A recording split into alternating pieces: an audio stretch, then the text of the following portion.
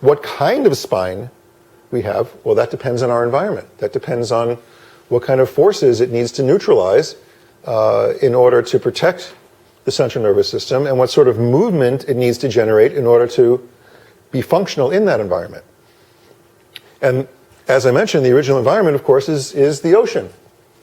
Okay? It's the ocean. Here. So the characteristic movements you would see in a fish's spine. Okay? These are lateral undulations. Now, remember, the environment of the ocean exerts an equal amount of pressure from all sides, from front to back, top to bottom, and side to side, on the body of the fish. Okay? And it has a neutral buoyancy. Its tendency isn't to float or sink. Okay? So it has freedom of movement at all these different planes, and it's being supported by its environment on all sides. So the kind of articulations that would develop in the spine of a creature living in that environment is exactly what you see. It's this lateral movement which propels it, and then the steering that occurs with the little fins, okay, which could change its pitch and yaw and roll and all of that. Sort of like an airplane flaps, right? So that's what we see. And in fact, we continue to see those lateral articulations even when the transition, the initial transition is made to land from water. And the reason that those lateral undulations still work for something like a salamander is that the belly is part of the supporting the surface. The front of the body is on the ground. It's being held up by its own front surface. So it gets around that way. Okay? And we've all seen salamanders, lizards, and even snakes moving in that characteristic lateral undulation.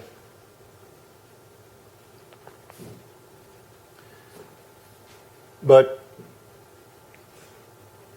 the next step actually is really, really key. Okay? Because what happens when those limbs, which, or what the fins evolved from the fins, when those limbs start coming under the body and they become the main weight-bearing support and means of locomotion. That's when the spine that's articulated with these lateral curves, these lateral undulations, no longer works. Because that becomes highly unstable. As soon as the front surface of the body is raised up off the earth and the limbs come underneath, and you would see that here. This is a crocodile, a primitive crocodile. Okay. Then you have gravity actually creating a destabilizing force on the spine. And it has to respond. It has to respond with not curves in the lateral dimension, but in the front-back dimension, the anterior-posterior dimension. And this principle is easily observable through architecture. There's an old Greek structure, and there's an old Roman structure. Okay? And I think we all know that there's a lot more Roman architecture still standing than Greek architecture. And it is not because the Greek architecture is older. It's because they built differently. They built like this. This is the basic arrangement of the structural elements in the Greek buildings. Just straight, horizontal beams supported on vertical columns. Now, what happens in terms of the stresses that gravity imposes on a structure like that is very simple, okay? You have two vertical uprights at either end of a horizontal beam. The weight of that structure is going to focus itself on the least stable point, which is the point between the two supports. If I wanted to break this stick, very simple. I just lean it here. One end is here, one end is there. Boom, it'll snap right in the middle. Because that's the least stable point, and that's where the maximum force of gravity is going to come to bear on a structure like this. Okay? However, when you build with an arch, the opposite happens. The downward force of gravity is being distributed onto the most stable part of the structure, the vertical supports. And that's how you build with an arch, with a keystone and all of that. Okay? So all of this weight, this is an aqueduct, basically. This is how they built an aqueduct.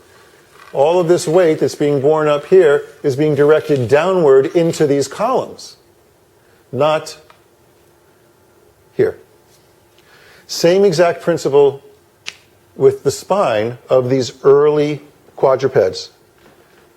The limbs came under, and simultaneous with that, the spine arched. It created an arch, which, again, remember what the spine is for. It's to protect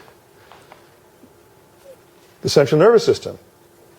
Without reorienting those articulations and developing that primary curve, this is what we call the primary curve of the body, the spine would no longer be able to function as a protective structure for the central nervous system. It had to do that. It had to develop the primary curve. And that's why we call this shape here, this kyphotic shape, which is concave in the front and convex in the back. That is why we call that the primary curve. Primary because it was the first one that developed, evolutionarily speaking, in mammals.